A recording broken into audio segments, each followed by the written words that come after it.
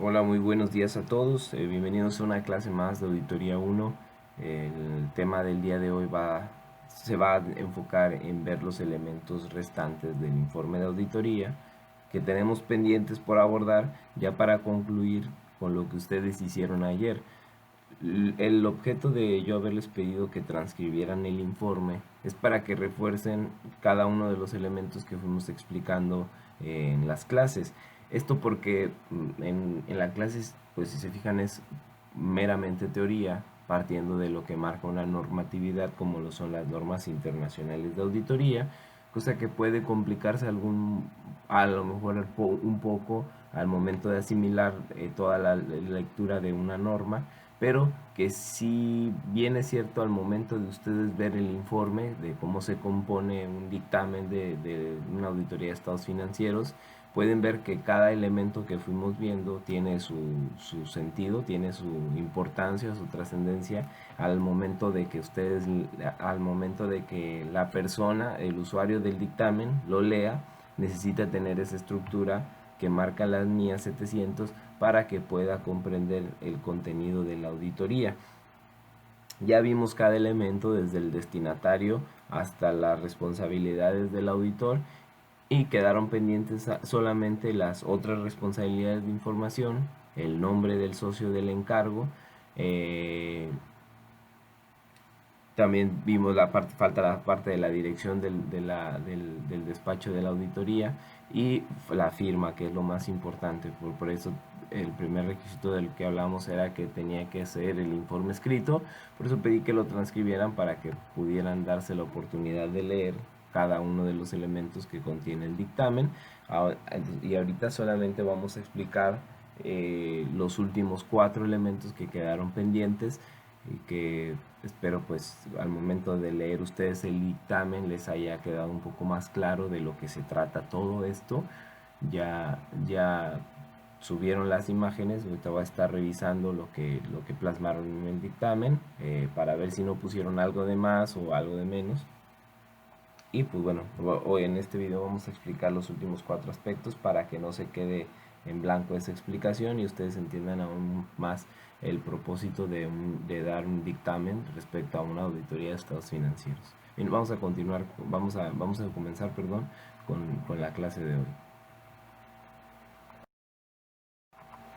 Otras responsabilidades de información. Ya tratamos las responsabilidades que tiene el auditor en relación a una auditoría de estados financieros. Hablamos de que se debe de formar una opinión, hablamos de que debe de obtener una seguridad razonable, hablamos de que debe de informar respecto a las cuestiones claves que detectó en la auditoría, hablamos también de que debe de hacer un estudio de evaluación del control interno para formar sus procedimientos de auditoría.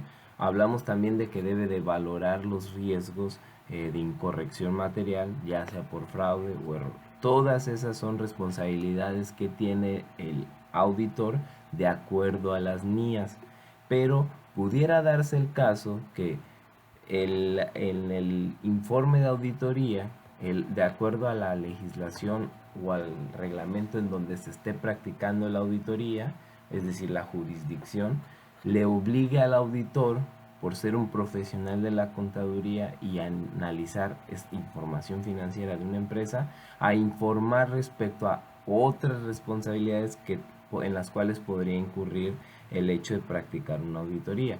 Les explico, si en el informe de auditoría sobre los estados financieros el auditor cumple con esas otras responsabilidades de información se tratarán en una sección separada del informe de auditoría titulada Informe sobre otros requerimientos legales y reglamentarios o cualquier otro que sea acorde con el contenido de la sección.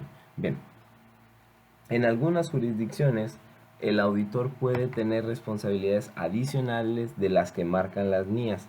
Por ejemplo, se puede requerir al auditor que informe sobre ciertas cuestiones si llegan a su conocimiento en el transcurso de la auditoría de los estados financieros. Por ejemplo, si la empresa está involucrada en delincuencia organizada o si la empresa está involucrada en algún fraude financiero, alguna institución bancaria o si alguno de los socios está involucrado en algunas cuestiones ilícitas, etcétera. Les recuerdo, eso es en algunas legislaciones. Aquí en México no se le exige al auditor que, derivado de una auditoría de estados financieros, si llegara a detectar esas irregularidades, las tenga que comunicar en su informe. Aquí no pasa eso, pero pudiera darse el caso que en algunos países el auditor sea un profesional obligado a informar estas situaciones. Por otro lado, se puede requerir al auditor que aplique también procedimientos adicionales específicos e informe sobre ellos, o que exprese una opinión sobre cuestiones específicas, tales como lo adecuado de los libros y registros contables. Recordemos que lo que hablamos en la auditoría de estados financieros, de acuerdo a la NIA 700, es sobre la razonabilidad de la información financiera en base a un marco de información financiera aplicable. Pero pudiera darse el caso que también se requiera que el auditor exprese una opinión sobre cuestiones como, por ejemplo, si los registros contables son adecuados, si el control interno permite proteger la información financiera en la empresa, y también pudiera darse otra información. Por ejemplo, hay una NIA que habla al respecto de cuando se presenta un informe anual. Las empresas, les explico, las empresas deben de rendir un informe anual respecto a sus operaciones en el ejercicio que coincide con lo que nosotros estamos auditando. En ese informe, además de los estados financieros, que es material para nosotros, material que tiene que analizar el auditor, se entregan otros reportes contables, porque se pueden denominar reportes contables, que tal vez tengan relación o vínculo con la información financiera. Entonces eso sería importante analizarlo como otras responsabilidades de información. Por ejemplo, pudiera traer el informe de auditoría, el informe anual, perdón, de la empresa, alguna análisis o alguna conclusión de los encargados del gobierno de la entidad que pudiera confundir a las personas que sean lectoras de los estados financieros, y que a nosotros hablar al respecto de nuestro informe de auditoría pudiéramos esclarecer algunas diferencias o algunas dudas que pudieran tener ellos. En algunos casos, las disposiciones legales de la jurisdicción en donde se esté practicando la auditoría pueden requerir o permitir al auditor que informe sobre dichas otras responsabilidades como parte de su informe de auditoría. Recordemos que tiene responsabilidades de entregar información de acuerdo a las NIAs el auditor. Eso obviamente va en el informe de auditoría, como por ejemplo cuando se ve lo de las cuestiones claves, pero estas otras informaciones a lo mejor no trascienden tanto en la información financiera.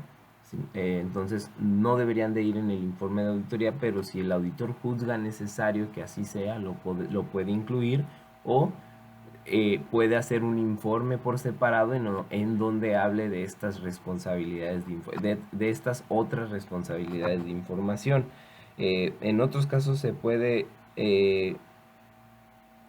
esto depende de cómo lo marque la legislación. Les digo, aquí en México el auditor no está obligado a entregar otras responsabilidades de información, si solamente está obligado a entregar la información sobre los estados financieros, sus conclusiones, sus estudios, sus análisis, sus papeles de trabajo, la evidencia, etcétera, todo relacionado con el cumplimiento de las normas de información financiera en los estados financieros. Pero hay países en donde sí les exigen que si llegan a conocer alguna otra información que sea relevante para la auditoría y para la empresa en sí, sí lo tenga que hacer, y ya es cuestión del auditor si juzga que pueda ir dentro del informe de auditoría que es el que contiene la NIA 700, o en un informe aparte en donde pueda hablar sobre procedimientos adicionales que aplicó respecto a dicha información y las conclusiones alcanzadas en ese rubro. Bien, cuando haga una presentación combinada, obviamente tiene que hacer un apartado en donde diga otras responsabilidades de información, y ahí redacte a qué se refiere con otras responsabilidades de acuerdo a la legislación de cada país, como les comentaba.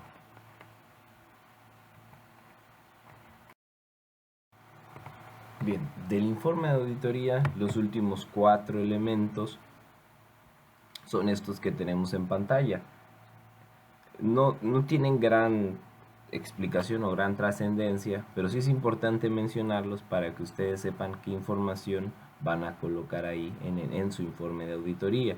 Primero, el nombre del socio del encargo. El nombre del socio del encargo se incluirá en el informe de auditoría. En ocasiones pudiera darse el caso de que no se incluya, pero primero vamos a ver a qué nos referimos con esto. El socio del encargo se refiere a la persona recordemos que existe un equipo de auditoría donde participan varios miembros, el socio de la firma, el gerente de la auditoría, el responsable de la auditoría y de los auxiliares. Y los auxiliares, dependiendo del volumen de la empresa, pues el número de personas que participen en este puesto, que pueden ser 3, 4, 5, etcétera. Son los que van a hacer el trabajo pesado. Si recuerden que lo habíamos mencionado ya en las clases anteriores. Bien, este equipo de auditoría es el responsable de llevar a cabo la aplicación de los procedimientos, la obtención de evidencia, de redactar conclusiones alcanzadas, de valorar los riesgos de incorrección material, de aplicar la evaluación del control interno, etcétera. Bien, pero solamente va a ser una persona la que se va a encargar de plasmar la firma. Es por eso que el socio, esta persona, vaya, es el socio encargado del trabajo. Es decir, al socio que de la firma le asignaron la auditoría, quien se va a encargar de revisar a todos los elementos del equipo de auditoría, a todos los miembros, para que pueda él firmar o tenga la capacidad y el conocimiento de que lo que va a firmar está reflejando naturalmente lo que se pide en una auditoría. ¿Por qué el socio tiene que firmar? Las normas internacionales de control de calidad requieren que la firma de auditoría establezca políticas y procedimientos para proporcionar una seguridad razonable de que los encargos se realizan de conformidad con las normas profesionales, es decir, que la persona que va a llevar a cabo la auditoría y a supervisarla y a firmar tiene el perfil necesario para poder llevar a cabo este tipo de trabajo. No me refiero nada más al perfil de las aptitudes o cualidades de la persona, sino también al perfil profesional. Recordemos que son 2 años de experiencia y que sea una carrera afín a la de contador público o la carrera de contador público. Entonces, independientemente de esto, se debe de indicar el nombre del socio del encargo en la firma en el informe de auditoría. Esto porque le da más transparencia al usuario del dictamen. Así tiene la certeza de que la persona que está firmando la auditoría y la persona que supervisó todo el trabajo durante el periodo que duró la revisión es una persona preparada para esto. Es decir, lo que buscamos con que aparezca el nombre del socio del encargo es darle credibilidad al dictamen, al informe, vaya, al resultado final, a todas las conclusiones que obtuvo el auditor. Ahora, ¿qué pasa aquí en nuestro país? En circunstancias como las de nosotros, el auditor puede identificar información o experimentar situaciones que indiquen la probabilidad de una amenaza para la seguridad personal que, si se hiciera pública la identidad del socio, pudiera resultar en daños físicos para él o para miembros del equipo de auditoría o personas estrechamente vinculadas con ellos. Estas amenazas incluyen, por ejemplo, amenazas de responsabilidad legal o sanciones legales, reglamentarias o profesionales. Entonces, aquí pudiera darse el caso que el auditor o el nombre del socio del encargo se pueda omitir por cuestiones, por ejemplo, con algunas empresas involucradas aquí en la zona con actividades que se consideran vulnerables por el hecho de que se pueden prestar para cuestiones del crimen organizado, de la delincuencia organizada, del narcotráfico, etcétera, o que pudiera darse el caso que son empresas que están en operaciones con recursos de procedencia ilícita o lavando dinero. Entonces, aquí necesita el auditor, si ya detectó en el trabajo de auditoría dichas situaciones, que pudieran representar un riesgo, debe dejar evidencia de la conclusión de por qué determinó no incluir el nombre del socio del encargo. Obviamente, al no hacer esto, al hacer esto, es decir, al no incluir el nombre del socio que va a firmar en el informe, se le debe de avisar a los encargados del gobierno de la entidad las situaciones por las cuales el auditor considera que es necesario no incluir el nombre del socio del encargo. Bien, otro de los elementos del informe de auditoría es la firma del auditor, el que estamos mencionando como socio del encargo. El auditor, esta persona puede firmar en nombre de todo el grupo, de toda la firma de auditoría, o simplemente en nombre propio o en nombre de ambos, dependiendo según proceda la jurisdicción de que se trate, es decir, de acuerdo con como le exijan las normas de cada país. Además de la firma del auditor, en algunos lugares puede exigirse al auditor que haga constar en el informe de auditoría su titulación profesional, es decir, su cédula profesional, lo que ante la Dirección de Profesiones le permite ejercer su carrera. Entonces, firma el auditor y justo debajo se le puede poner una leyenda como cédula profesional número tal. Esto, además de que vaya el nombre del socio del encargo, que es el primer punto que analizamos en esta lámina, le da todavía más credibilidad y más respaldo a quien está leyendo el informe de auditoría. Es decir, ustedes ven un dictamen y ven que la información contenida dice que la empresa cumple con las normas de información financiera, tiene riesgos bajos de incorrección material, sus políticas y sus estimaciones contables son adecuadas, etcétera, etcétera. Ustedes pueden decir que ustedes pueden tener dudas respecto a si lo que está contenido en dicho informe es correcto o simplemente lo están haciendo para que la empresa pueda, no sé, obtener cierta aceptación en el mercado bursátil, etcétera. Ustedes al momento de leer el informe y ver que está firmado por ejemplo, contador público Luis Ángel Edmo Mendoza, cédula profesional 90 13 15 00, ya ustedes ya están teniendo datos de una persona que saben que es un contador público, que saben que está involucrado en la parte de las revisiones de auditoría. Entonces esto a ustedes les da más credibilidad, les da una mayor confianza, una mayor certidumbre, perdón, como usuarios de la información financiera y del dictamen. Entonces sí es importante que nunca falte, por eso les decía que tiene que ser escrito, que nunca falte el nombre del socio del encargo, de preferencia, y por supuesto que ese es un requisito ineludible, la firma del auditor. En algunos casos las disposiciones legales o reglamentarias, les digo, pueden permitir el uso de firmas electrónicas en el informe de auditoría, y este es un punto muy importante. Yo les había comentado que el informe se entrega escrito porque lleva la firma autógrafa del auditor.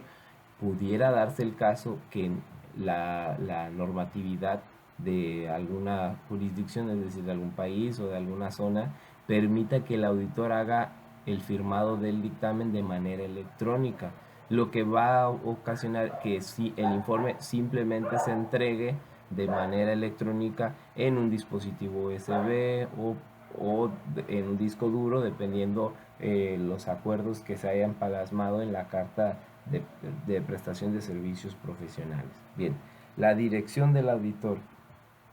En la parte de la dirección, el informe de auditoría indicará el lugar de la jurisdicción en la que el auditor ejerce. Eso no tiene gran trascendencia. Por ejemplo, la firma del auditor, justo debajo de la firma del auditor se puede poner la leyenda firmado en Ciudad Mante, Tamaulipas, México, y ya con eso estamos ya estamos indicando en dónde radica el auditor y en dónde radica, pues, en esencia la empresa a la que se le está practicando la auditoría. Ya damos una zona más localizada de las cuestiones que son reglamentos que se deben de aplicar de acuerdo a la zona en donde se esté firmando. Es por esa cuestión en la que se pide que se indique el lugar de la jurisdicción en la que el auditor ejerce. Ojo, No ponemos el domicilio de la empresa, no, ponemos el domicilio del auditor y de preferencia obviamente no el domicilio personal, sino el domicilio de la firma, de tal manera que la persona, que si hubiera una persona que estuviera interesada y facultada para obtener más información respecto al informe de auditoría, pudiera saber a dónde acudir. Y por último, tenemos la fecha del informe de auditoría. La fecha del informe de auditoría indica al usuario del dictamen que el auditor ha considerado el efecto de los hechos y las transacciones de los que ha tenido conocimiento y que han ocurrido hasta esa fecha. Recordemos que hay un fenómeno que se da en la información financiera, que son hechos posteriores que se concretan con posterioridad a la fecha de cierre de la información financiera o a la fecha de cierre del informe de auditoría, y que de conocerse en su momento hubieran alterado la opinión y las conclusiones alcanzadas por el auditor. Entonces es importante mencionar hasta qué fecha estamos abarcando nuestra auditoría, por eso mencionamos el periodo, por ejemplo el 1 de enero al 31 de diciembre de los estados financieros, pero también informar la fecha en la que estamos terminando y concluyendo nuestro trabajo de auditoría, y de igual manera va justo después de la dirección del auditor en el momento en la que se firma, para que estén conscientes de que hasta esa fecha en la que se está plasmando la firma del auditor fue cuando se emitió el dictamen. Entonces todos los hechos y circunstancias hasta esa fecha están considerados en el informe de auditoría. Son los últimos elementos del informe, del dictamen de auditoría, todos estos requisitos deben de ser, si los contiene, le garantizan al auditor que su informe es de calidad de acuerdo a las normas internacionales de auditoría, y si bien es cierto, si lo notan, la estructura es adecuada para que un usuario pueda interpretar las conclusiones alcanzadas por el auditor. Bien, eso es todo por la clase de hoy. Si tienen alguna duda, ya saben, pregunten a través de la aplicación de Classroom para dejar evidencia de nuestra participación, o pueden hacerlo a través del grupo de WhatsApp. De preferencia, les comento, háganlo en el grupo. Yo sé que a ustedes a lo mejor les puede dar pena que alguna persona escuche la duda que tenga, por más simple que sea, pero esto pudiera representar que sea una duda generalizada y que muchas personas del grupo las tengan. Entonces, por favor, cuando pregunten algo, no lo hagan por chat privado en mi conversación con ustedes, sino háganlo en el grupo, para yo responder al momento de responderle a ustedes, les esté respondiendo a todos en caso de que tengan la misma duda. Entonces, es lo único que les comento. Con esto terminamos el tema de los elementos del informe de auditoría. Ya la próxima clase iniciamos un nuevo tema. Que tengan un excelente fin de semana, y no se les olvide registrar su asistencia adjuntando un archivo. Si quieren, adjunten el archivo en donde ya tenían los elementos del dictamen. Recuerdan que ya lo habían adjuntado, donde decía que tenía que tener un título, un destinatario, la opinión del auditor, el fundamento, y actualícenlo con estos nuevos elementos que acabamos de ver. También recordarles que no se les olvide contestar las preguntas de repaso, que en breve les aparecerán en tablón de actividades. Bien, que tengan un excelente día y nos vemos la próxima.